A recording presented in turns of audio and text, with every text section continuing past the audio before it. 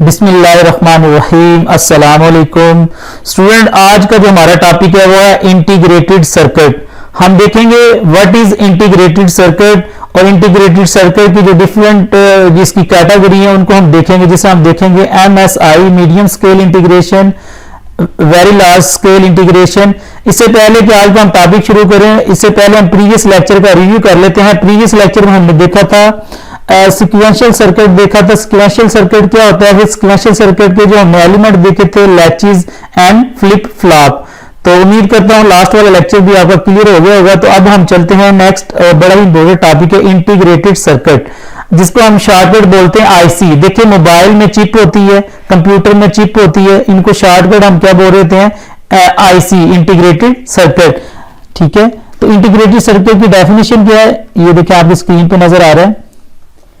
In electronics कहते हैं जो करंट के ऊपर जो चीजें चलती हैं। An integrated circuit is a miniaturize. Miniaturize का मतलब है किसी चीज को साइज में बहुत कम बनाना मॉडर्न टेक्नोलॉजी को यूज करके। आपने देखा होगा कि ये मिनिएचराइज होती है, चिप बहुत स्मॉल होती है। मिनिएचराइज का मतलब है साइज में बहुत कम और परफॉर्मेंस में बहुत ज्यादा। कहते हैं electronics integrated circuit is a miniaturize electronic circuit. ये इलेक्ट्रॉनिक सर्किट है। मिनिएचराइज का मतलब आप समझ गए बहुत स्मॉल और ज्यादा functionality. Semiconductor devices, semiconductor devices का मतलब है ये डिवाइसेस जिस मटेरियल से बनती है वो सेमीकंडक्टर मटेरियल होता है। या मैं आपको एक इंपॉर्टेंट बात बताता हूं जो स्टूडेंट, ये जितने भी हमारे प्रोसेसर है, ये चिप है, ये सेमीकंडक्टर मटेरियल से क्यों बनाई जाती हैं? क्योंकि ये रैम हो गई, हमारा चिप हो गई, ये बड़े जो ना एक्सपेंसिव जो ना कंपोनेंट है कंप्यूटर के। अगर ये कंडक्टर से बना दी जाए तो हो सकता है ज्यादा हीट की वजह से ये डैमेज हो जाए। तो इसलिए ये सेमीकंडक्टर मटेरियल से ये बनाई जाती है। ये आपको रीजन पता होनी चाहिए। सेमीकंडक्टर का मतलब है कि हाफ करंट का फ्लो होता है और हाफ करंट का स्टॉप होता है। आधा करंट गुजर जाता है और आधा करंट नहीं गुजरने देती है डिवाइसेस। ठीक है, तो इसलिए जितने भी इंपोर्टेड ये कंपोनेंट है कंप्यूटर की, जैसे ये आईसी है, प्रोसेसर है, रैम है, तो ये सारी जो चीजें सेमीकंडक्टर मटेरियल से बनाई जाती हैं। As well as passive component.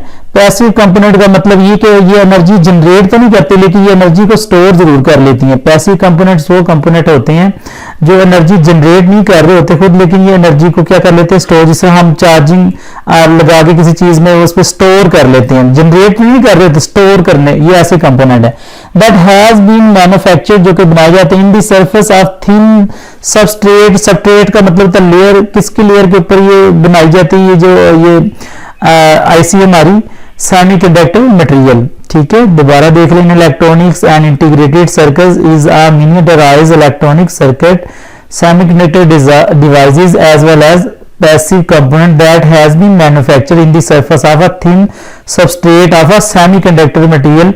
Integrated circuit दूसरी लाइन में लिखा हुआ है integrated circuit are used in almost all electronic equipment in use today and have revolutionized the world of electronics.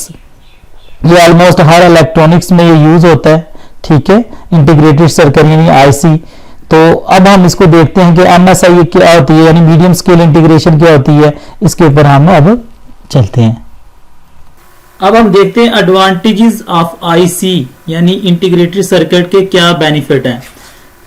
Number 1 पे यहाँ पहला पॉइंट है स्मॉल साइज। इनका जो साइज होता है बहुत स्मॉल होता है। लो कास्ट यानी कि कम कीमत वाली होती है। इंप्रूव्ड परफॉर्मेंस, अच्छी परफॉर्मेंस है इनकी। हाई रिलायबिलिटी, हाई रिलायबिलिटी का मतलब है ज्यादा काबिल भरोसा। एंड रिजिडनेस, रिजिडनेस का मतलब है खरदार, खरदार होती है, थोड़ी थोड़ी पे वो बनी होती है। ठीक है, pin C. Low power consumption यानी कम बिजली को ये कंज्यूम करती हैं। Less affected to parameter variation, ये बड़ा इंपॉर्टेंट है जी। फॉर एग्जाम्पल अगर बिजली का जो वोल्टेज चाहिए होता है इसमें आईसी में, वो अगर कम या ज्यादा हो जाता है तो उसकी वजह से इतनी डैमेज नहीं होती, इफेक्ट नहीं होती। फॉर एग्जाम्पल हीट ज्यादा होती है, टेम्परेचर ज्यादा हो गया या कम हो गया तो उससे ये ज्यादा इफेक्ट नहीं होती। Easy trouble shooting, trouble shooting का मतलब होता है अगर प्रॉब्लम हो जाए तो इसको इजीली ट्रबल शूटिंग यानी इसको ठीक कर लिया जाता है।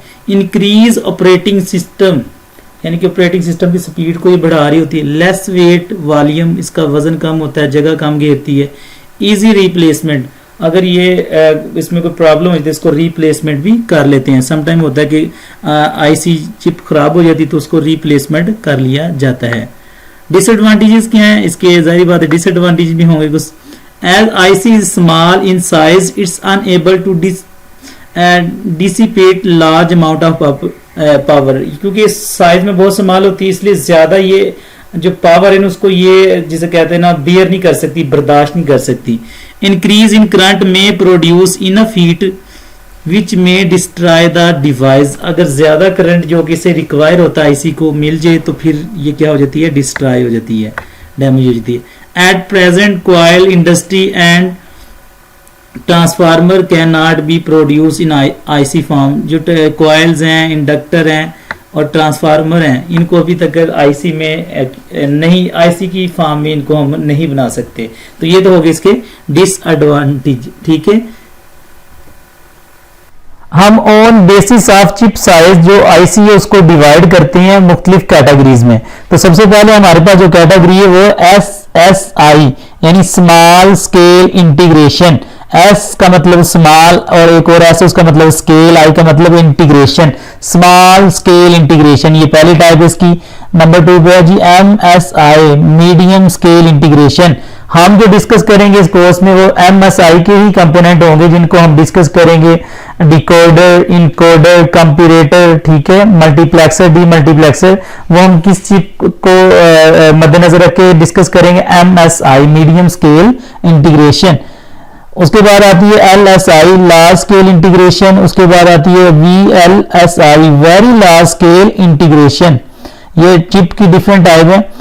उसके बाद आती है हमारे पास VLSI, ULSI ultra large scale integration, ये हमारे पास इनको आप देख लीजिएगा, इनको देखते हैं भी हम। सबसे पहले हमारे पास है एसएसआई एंड एमएसआई यानी कि small scale integration and medium scale integration. ये देखिए हमारे पास लिखा है स्मॉल स्केल इंटीग्रेशन यानी एसएसआई हैज 3 to 30 गेट्स, इसमें जो गेट्स की तादाद है या चिप की तादाद है वो 3 से 30 तक है, या अप टू 100 इलेक्ट्रॉनिक कंपोनेंट्स पर चिप। और एक चिप में कितने इलेक्ट्रॉनिक कंपोनेंट हो सकते हैं, 100। ये किसकी बात कर रहे हैं, स्मॉल स्केल इंटीग्रेशन। आगे आ जाए मीडियम स्केल इंटीग्रेशन, ये एक अगला लेवल है, उसमें जो गेट की तादाद है या चिप की तादाद है वो हो सकती है 3 से लेके 300, और इसमें जो कंपोनेंट्स की तादाद है वो हो सकती है 100 से लेके 3000 इलेक्ट्रॉनिक कंपोनेंट पर चिप। अब अंदाजा लगा लें, एक छोटी सी चिप में 100 से लेके 3000 तक इलेक्ट्रॉनिक कंपोनेंट्स हो सकते हैं एक चिप में, ये हमारे मीडियम स्केल इंटीग्रेशन है, ज्यादातर कंप्यूटर में ये यूज हो रही है। आगे आते हैं एलएसआई एंड वीएलएसआई यानी लार्ज स्केल इंटीग्रेशन और very large scale integration. Large scale integration इसमें जो होते हैं हमारे पास गेट्स या चिप होती हैं 300 से लेके 3000, और इसमें जो कंपोनेंट्स होंगे वो होंगे 3000 से 1 लाख तक। ठीक है जी, ये हमारे पास कौन सी लार्ज स्केल इंटीग्रेशन, तो ये आप अंदाजा लगा लें इसका। तो उसके बाद आती है वेरी लार्ज स्केल इंटीग्रेशन यानी वीएलएसआई, तो इसमें जो गेट्स की तादाद है 3000 है चिप, और कंपोनेंट्स क्या हो सकते हैं 1 लाख से लेके 10 लाख इलेक्ट्रॉनिक कंपोनेंट्स पर चिप हो सकते हैं इसमें। उसके बाद आगे यूएलएसआई, यूएलएसआई का मतलब है ultra large scale integration, more than 1 million electronic components पर चिप, इसमें एक चिप के अंदर मोर देन 1 जो कंपोनेंट्स इम्बेड यानी कि इसके अंदर वो फिट किए जाते हैं। The Intel 486 and Pentium micro processor for example use ULSI technology, the line between VLSI, जो लाइन है ना दोनों के दरमियान, किसके दरमियान, VLSI एंड ULSI इज वेगो, तो यानी कि दोनों के दरमियान बहुत ज्यादा फर्क है, यानी कि वेरी लार्ज स्केल और अल्ट्रा लार्ज स्केल दोनों में जो कंपोनेंट्स का वो बहुत ज्यादा है। यानी कि सबसे बड़ी हमारे पास जो इधर कैटेगरी वो कौन सी जी, ULSI ultra large scale integration. तो ये तो स्टूडेंट हमारे पास आईसी क्या होती है, इंटीग्रेटेड सर्किट, हमने देखा इसके एडवांटेजेस देखे, डिसएडवांटेज देखा, फिर इसकी टाइप देखी हमने, कितनी तरह की चिप मौजूद होती हैं हमने अभी डिस्कस किया है। ठीक है जी, लफ्ज कंपैरिजन से ये लफ्ज निकला है कंपैरेटर। कंपैरेटर का मतलब होता है कि ये कंपेयर कर रहा होता है। अब हम देखेंगे कि कंपैरेटर क्या होता है, ये कॉन्सेप्ट है डीएलडी में। Comparator is a combinational logic circuit, ये कॉम्बिनेशनल लॉजिक सर्किट है that compares the magnitude of 2 binary quantities or number. ये कॉम्बिनेशनल लॉजिक सर्किट है, ये कंपेयर कर रहा था दो बाइनरी नंबर को। टू डिटरमाइन किस लिए, टू डिटरमाइन मालूम करने के लिए which one number has less, कौन सा नंबर लेस है, इक्वल है और ग्रेटर मैग्नीट्यूड, यानी कि कौन से नंबर का मैग्नीट्यूड लेस है, इक्वल है या ग्रेटर है। In other word a comparator determine the relationship of two binary quantities, दो बाइनरी क्वांटिटीज के दरमियान जो रिलेशनशिप है ना वो हमारा कंपैरेटर मालूम करता है। An exclusive NOR get can be use a basic comparator, इसमें जो गेट यूज हम करते हैं वो कौन सा जी, exclusive NOR gate. Magnitude comparator क्या जी, थ्री बाइनरी वेरिएबल या three binary variable are use to indicate the outcome of the comparison as, तीन जो ना वेरिएबल यूज होते हैं इसके लिए, कौन कौन से जी, ए ग्रेटर देन बी, ए लेस देन बी और ए इक्वल बी। तो ये तीन कंडीशन हो सकती है ना, ग्रेटर देन, लेस देन या इक्वल। तो ये बताया गया जी, ये नंबर आप देखें इसमें ये बताया गया कि दो नंबर को कंपैरिजन किया गया कि क्या कंडीशन उनकी आती है, लेस देन या ग्रेटर देन। तो डिजिटल कंपैरेटर की डायग्राम है, इनपुट्स हैं, दो इनपुट आई हैं और ये देखें कंपैरेटर लगा दिया है, तो उसमें रिजल्ट हमारे पास क्या पॉसिबिलिटी हो सकती है, आउटकम हमारे पास, यानी कि दो इनपुट उनके जो हमारे पास रिजल्ट है यानी आउटपुट, वो हमारे पास तीन पॉसिबल है, उनमें से कोई एक आएगी, ए या तो ग्रेटर देन होगा, ए इक्वल होगा या ए लेस देन होगा। यानी कि बात ये कि दो इनपुट और उनके जो पॉसिबल आउटकम है वो हमारे पास क्या है, 3।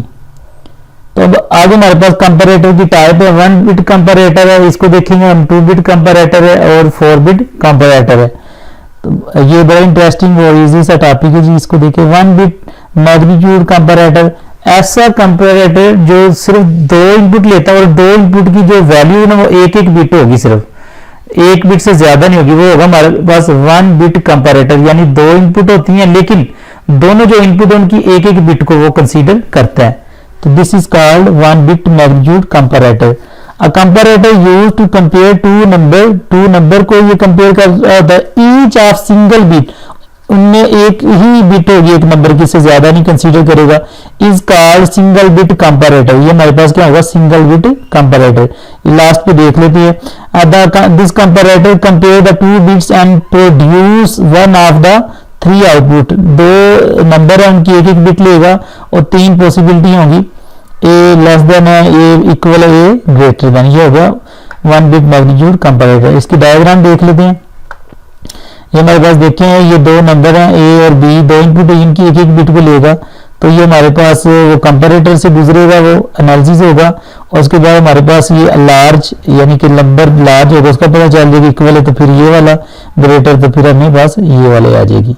ठीक है जी, ये कॉन्सेप्ट जी इक्वालिटी आउटपुट है, इनइक्वालिटी आउटपुट। इक्वल का मतलब है कि अगर दो नंबर उनकी जो आउटपुट है वो बराबर है तो वो क्या है, इक्वालिटी आउटपुट है। और अगर दोनों बराबर, ये देखिए जिसमें लिखा है A is equal to B, equality output. Inequality का मतलब है और उनकी आउटपुट इक्वल नहीं है, तो वो एक नंबर दूसरे नंबर से लार्जर है या लेस है, this is called inequality large. ठीक है, तो आगे आ जाए। आगे 1 बिट कंपैरेटर, जिस तरह मैंने पहले बताया था कि दो इनपुट लेता है इसकी, और ये देखें इसका ट्रूथ टेबल उन्होंने बना दी है।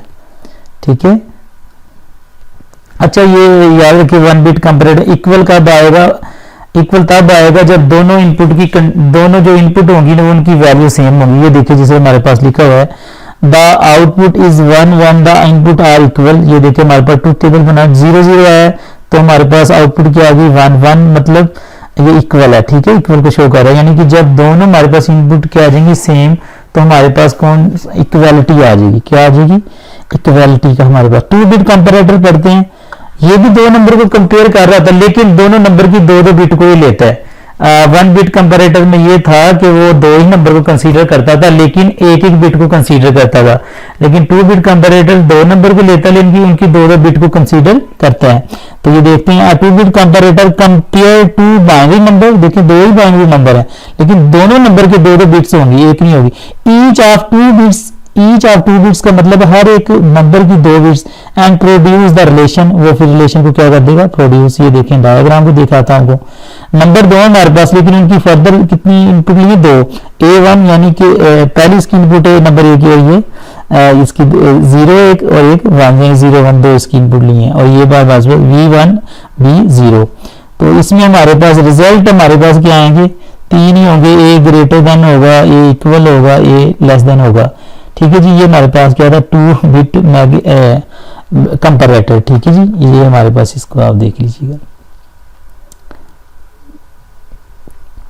2 बिट कंपैरेटर। ये इसका जो है ना लॉजिकल डायग्राम है वो देख लें। हमारे पास ये अगर आ जाता है द आउटपुट इज 1 1, आउटपुट 1 कब होगी, जब A0 और A0 और B0 जो है ना ये दोनों क्या होंगे, इक्वल होंगे, या दूसरे नंबर पे क्या लें A1 और B1 हमारे पास क्या होंगे, इक्वल होंगे। तो फिर हमारे पास रिजल्ट क्या आएगा 2 बिट कंपैरेटर का, हमारे पास रिजल्ट आएगा इक्वल। ठीक है जी, ये हमारे पास इक्वल आ जाता है। अब हमारे पास कंपैरेटर की लास्ट टाइप है जिसको हम बोलते हैं 4 बिट कंपैरेटर, यानी जो दो नंबर की, हर एक नंबर की 4 बिट होती हैं, यानी 2 नंबर होंगे लेकिन उनकी बिट कितनी होंगी 4। जैसा हमने देखा था 1 बिट कंपैरेटर में 2 नंबर होते थे लेकिन उनकी एक बिट को कंसीडर किया जाता था। फिर 2 बिट कंपैरेटर में क्या था, 2 ही नंबर थे लेकिन 2 बिट को कंपेयर करते थे। अब क्या 4 बिट कंपैरेटर, नंबर 2 ही होंगे लेकिन उनकी बिट कितनी होंगी 4 होंगी। ठीक है जी, वो 0 से लेके 3 तक होंगी, यानी कि 4 बिट है ना, 0 1 2 3, तो ये 4 बिट बन जाती है। इसी तरह B नंबर की, तो ये हमारे पास होता है 4 बिट कंपैरेटर। ये देखिए स्लाइड पे, it can be use to compare दो नंबर होंगे, उनकी 4 बिट्स यानी कि 4 अल्फाज, उनको क्या करेगा कंपेयर कर रहा होगा। द 4 बिट नंबर, ये हमारे पास एक नंबर है तो उसमें कौन कौन सी हमारे पास कंडीशन होगी, ये असल में से शुरू होता है A0 A1 A2 A3। ये हमारे पास जो A3 है ना, ये मोस्ट सिग्निफिकेंट बिट है। मोस्ट सिग्निफिकेंट बिट का मतलब होता है इसकी वैल्यू ज्यादा। ठीक है जी, एंड B और हमारे पास दूसरा जो नंबर है वो उसकी क्या है B0 B1 B2 B3। तो ये हमारे पास क्या, where A3 and B3 are the most significant bit, यानी कि ऐसा हमारे पास कंपैरेटर जो 4 बिट को कंपेयर कर रहा होता है। एट द एंड स्टूडेंट्स, हम आज के लेक्चर का रिव्यू कर लेते हैं। आज के लेक्चर में हमने देखा था कि व्हाट इज आईसी की हमने फिर आगे से टाइप देखी, जिसमें हमने देखा MSI यानी कि medium scale integration, small scale integration, इसके एडवांटेज डिसएडवांटेज देखे। फिर उसके बाद हमने देखा कंपैरेटर क्या होता है, कंपैरेटर उसकी फिर हमने टाइप देखी, 1 bit comparator, 2 bit comparator, 4 bit comparator. तो इंशाल्लाह मिलते हैं नेक्स्ट टॉपिक के साथ। अल्लाह हाफिज़।